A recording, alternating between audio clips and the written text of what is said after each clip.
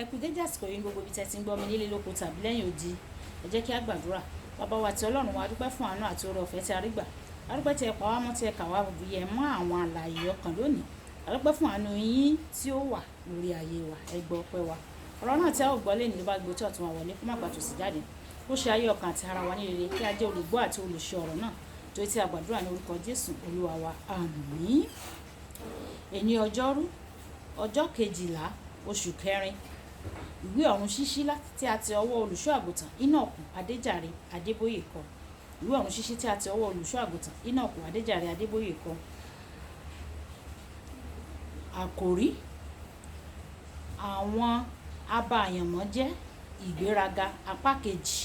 Àwọn abàyànmọ́ jẹ́ ìgbéraga apá kejì.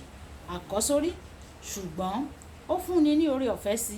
Nítorí náà ni ó ṣe wípé Ọlọ́run kọjú ìjà sí àwọn agbéraga, ṣùgbọ́n ó fi oore ọ̀fẹ́ fún àwọn onírẹ̀lẹ̀ ọkàn. Ìwé Jákọ́bù orí ìkẹrin ẹsẹ̀ ìkẹfà. Ìwé Jákọ́bù orí ìkẹrin ẹsẹ̀ ìkẹfà. Nígbà tí a ò mú bíbélì kíkà wa nínú ìwé Pétérù kìíní orí ìkarùn ẹsẹ̀ ìkẹfà. Bíbélì kíkà wa ò mú nínú ìwé Pétérù kìíní orí ìkarùn ẹsẹ̀ ìkẹfà, tí ó kà báyìí pé: nítorí náà ẹ rẹ ara yín sílẹ̀ lábẹ́ ọwọ́ agbára Ọlọ́run, kí òun kí ó lè gbé yín ga ní àkókò wàyí. Ẹ tẹ́tí bẹ̀lẹ̀ jẹ́ láti gbọ́ ohun tí olùṣọ́ àgùntàn Enoch Adeboye ní fún wa ní òní ọjọ́rú, ọjọ́ 12 oṣù kẹrin. Láti inú ẹsẹ̀ àkọ́sórí wa fún ti òní, a rí i pé Ọlọ́run kórìíra agbéraga. Ní ọ̀nà mìíràn, Ọlọ́run kọjú ìjà sí agbéraga. Bí Ọlọ́run alágbára bá jẹ́ alátakò rẹ, báwo ni o ṣe fẹ́ borí? Ìṣòro gbòógì tí àwọn agbéraga ní ni pé wọn kò tilẹ̀ mọ̀ pé àwọn ní ìgbéraga.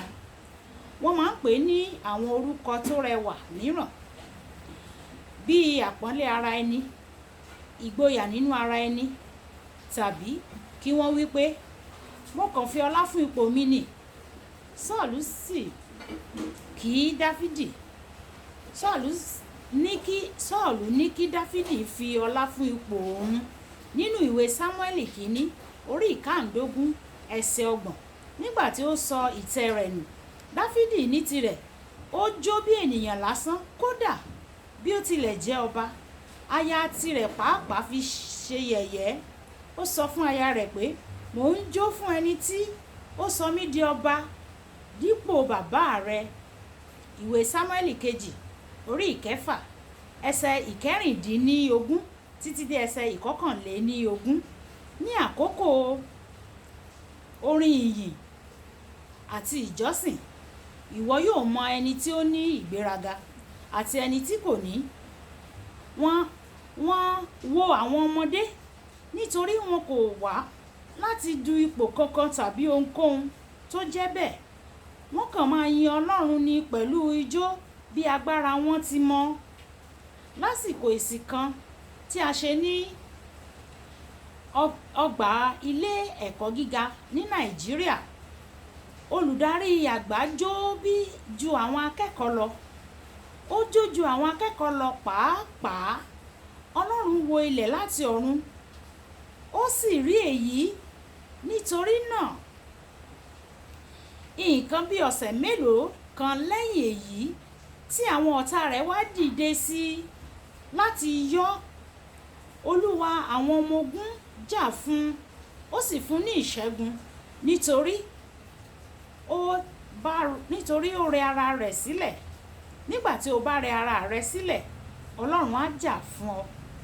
Lẹ́yìn ọ̀kan nínú àwọn ètò tí ó tóbi jùlọ tí a ṣe, tí à ń pè ní Lekki 98, mo padà sí ilẹ̀ ìpàgọ́.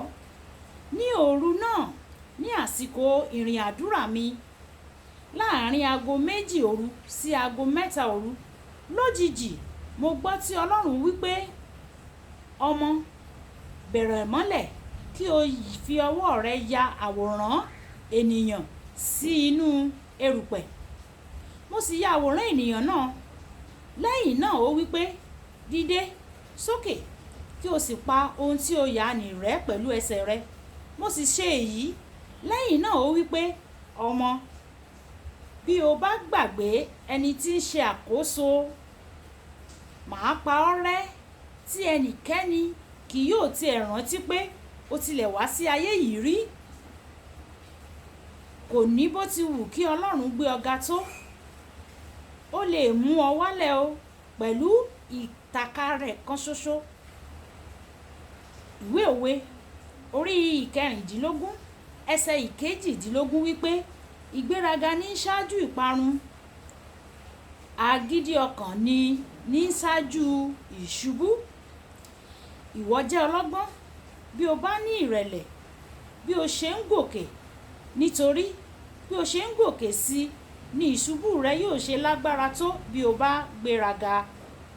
Kókó àdúrà: Baba, jọ̀wọ́ fi oore ọ̀fẹ́ àti ọgbọ́n fún mi láti rẹ ara mi sílẹ̀ níwájú rẹ láti ìsinsìnyí lọ ní orúkọ Jésù. Kókó àdúrà: Baba, jọ̀wọ́ fún mi ní oore ọ̀fẹ́ àti ọgbọ́n láti rẹ ara mi sílẹ̀ níwájú rẹ nísinsìnyí àti títí láéláé. Àmín. Olúwa yóò fún wa ní oore ọ̀fẹ́ láti ní ìrẹ̀lẹ̀ ọkàn lórúkọ Jésù. Kì í dùn ó pọ̀, ṣókí lọ́bẹ̀ oge. Olúwabùkọ́lá aya kó tí ẹ mọ̀ sí ìyá ènìyàn rere, ìyá àwọn ọmọ rere, ọ̀rẹ́ ẹ̀yin ènìyàn rere ni ó ka ètò ọ̀run sí ti àṣálẹ̀ yìí. Nígbà tí a tún máa pàdé ní ọ̀la, ìpàdé wa bí oyin ká sùn láyọ̀. Ó dàbọ̀.